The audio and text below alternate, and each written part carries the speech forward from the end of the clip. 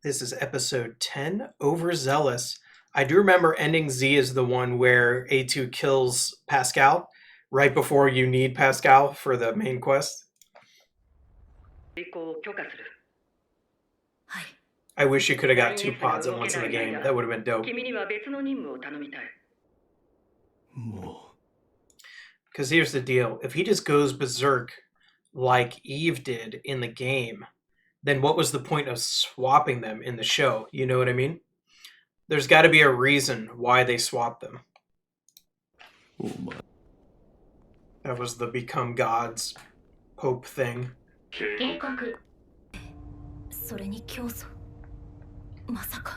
And in the game, Pascal was here too. And Pascal was who they wanted to sign a peace treaty with. Whereas now she's coming here because she thinks Adam might be here.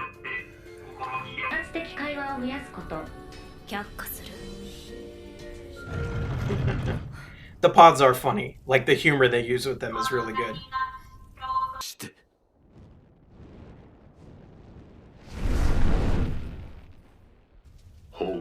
That was cool how the flame lit the candles. Same tattoos and everything. So why swap them? Like, I don't want to harp on it, but there's got to be a reason, right?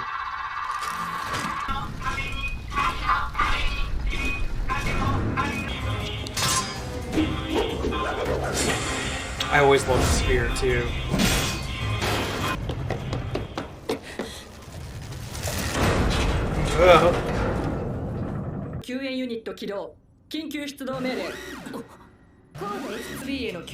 That's the one time that Commander was actually going to send backup. Oh, pods. Oh, yeah. Very reminiscent of, like, the Heartless Cloud from, like, Kingdom Hearts 3 / the Aqua game. I forget what it was called. So the pods didn't even have to do that.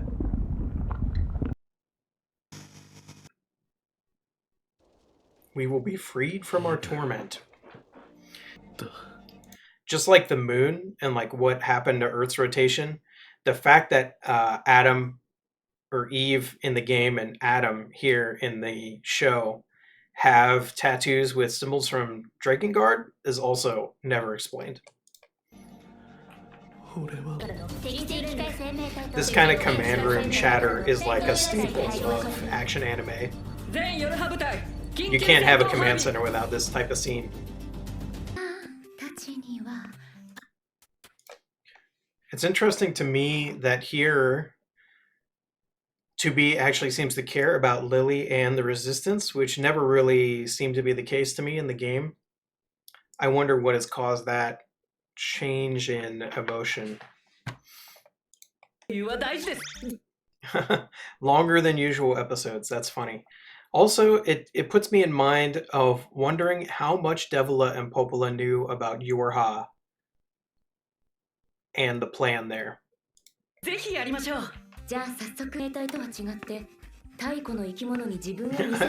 I love the real hand coming into the puppet show. There's the Godzilla machine.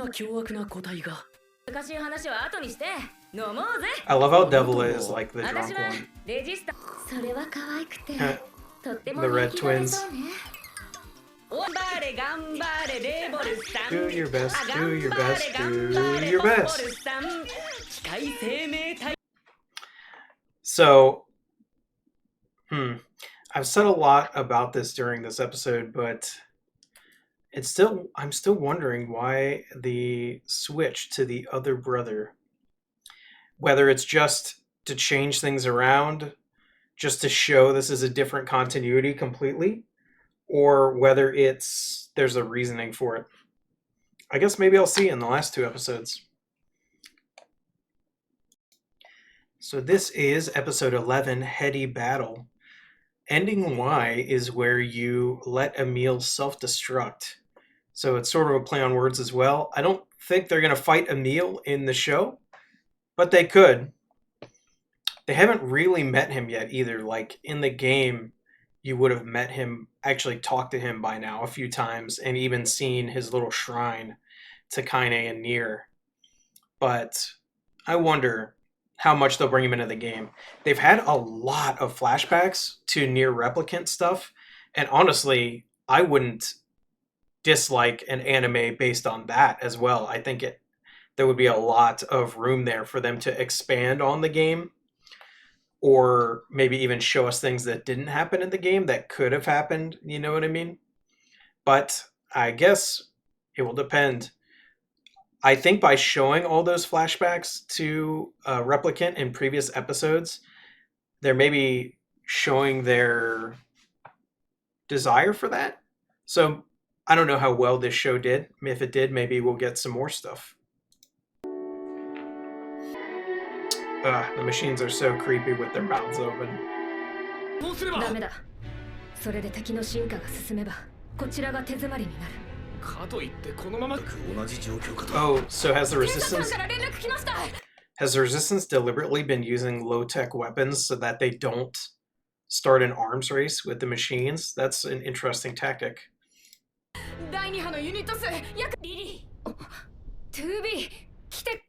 This is reminding me as well that they've cut out the battle with that like giant machine from the ocean. That's been completely cut out as well, which is a little odd.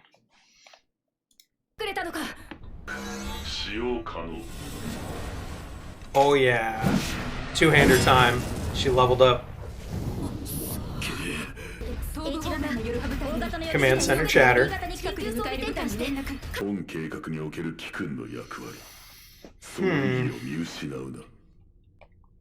I wonder, is the information of humanity on the moon more than just information? Like, does it have intelligence?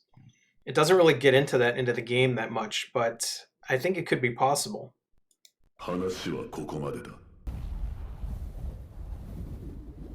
That's right, because it would shut down the androids too. They are also mechanical.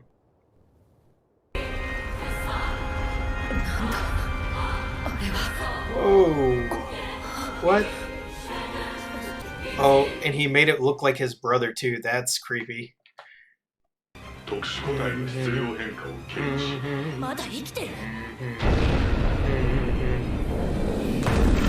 if I'm not mistaken, this song is from Replicant. Is it not?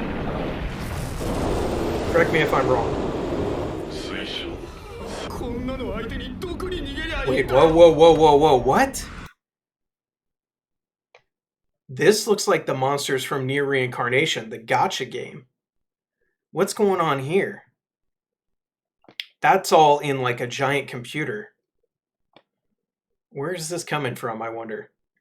Is this anime version just one of the stories that's in the cage from that game?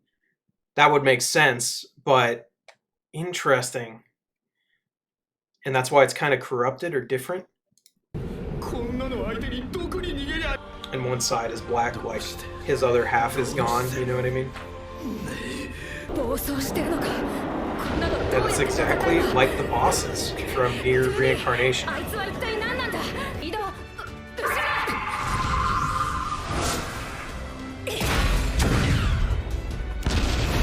then the elite ones show up here.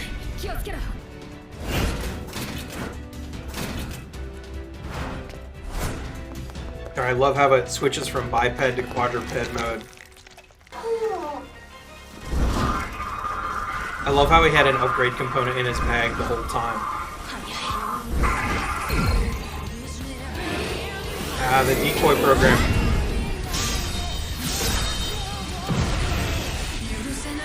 The slice of God.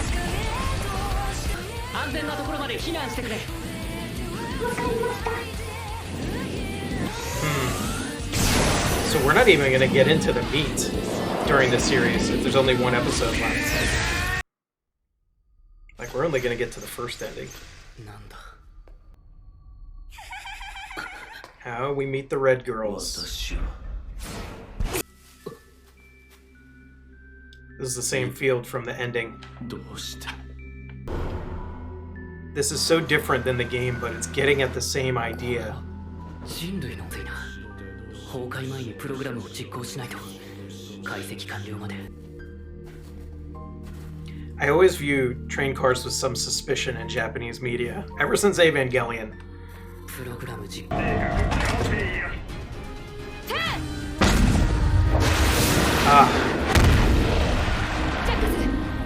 Why is this song showing up here? And they only used it for just a little bit. いやー、ギリギリ。 He's always losing his arm. 爆発の影響 The commander used the orbital laser even though she wasn't authorized to. Interesting. This is getting so different now, and I love it. Because now I don't know what could possibly happen in the next episode. So, with only the one episode left, we're not going to get anything past the first ending of the game, but we've already got some stuff out of order. So I'm extremely interested to see how they do it. Let's just watch the puppet show. Pods deserve head pats. This is important. So, very interesting. I'm not sure how the Nier reincarnation connection comes in. Like, a lot of times in this series, I'm like just generally confused. Like, I know that things are connected, but it doesn't seem to be in a way that you're supposed to be able to comprehend, if that makes sense. I wonder. One episode left. We'll go on to it. Well, this is it. We've reached episode 12, Flowers for Machines, aka Ending A. Maybe the commander's tired of the cycle too. He's just gonna go against orders. You know, like, who gives her permission to do anything?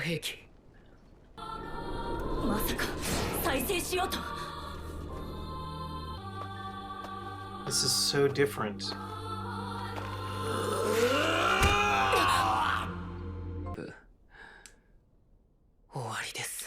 Nope. Okay. Yes.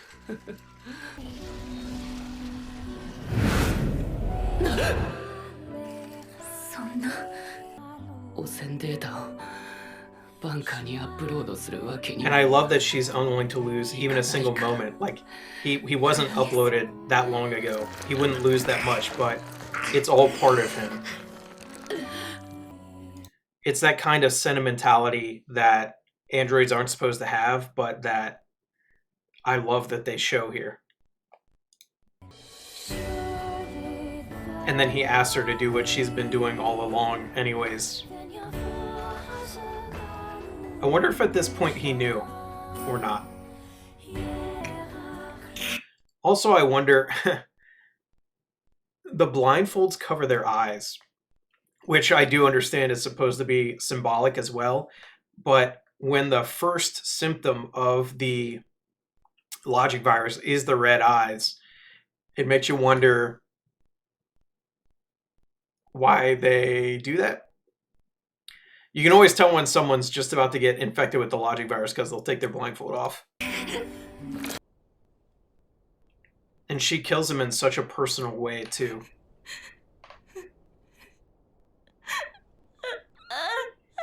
I pity anyone who's only watched the anime and not played the game, because I can't imagine how confusing this would be.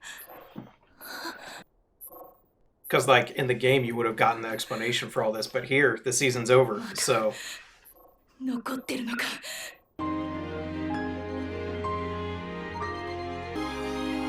they brought A2 in, but then she didn't do anything the whole rest of the season, right? It's very little bizarre. And it's still really unclear what actually happens after this ending, to me.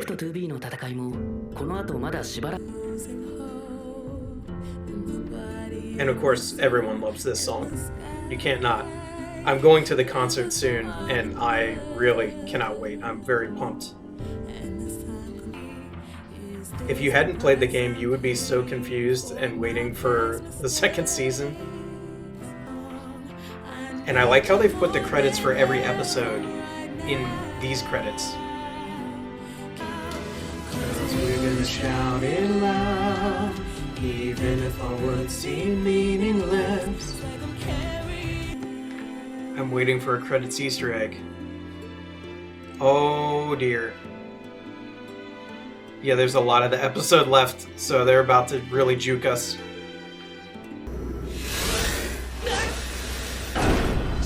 Nice.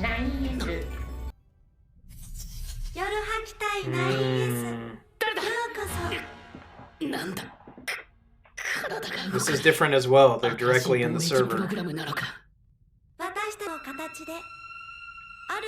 I love how they speak, but their lips don't move.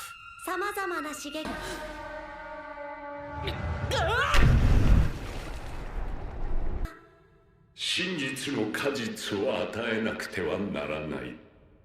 真実を。 Ooh, I love how they use the voice of the Council of Humanity there. Like they're kind of mocking.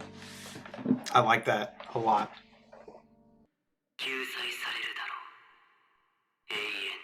And his own voice speaking the revelations of the machines. Mm-hmm. Hello. 楽しませてくれ。夜は期待。 Nah. They're so creepy. And honestly, when I played the raids in Final Fantasy XIV, which is what got me into Nier in the first place, they were honestly, even though I didn't know what was going on in the raids, I immediately felt the same things about the Red Girls that I did when I actually played the game, which lets you know they like translated the creepiness of them very well into Final Fantasy XIV. I think those raids are very well done. I especially like the version of Weight of the World, but in Eorzean. It's really cool. 最後の叫びが今もまだ私の中に残っている。 That's a wild way to end season 1. Okay, and then this is a preview, not the puppet show. Okay, so this is everything after ending A.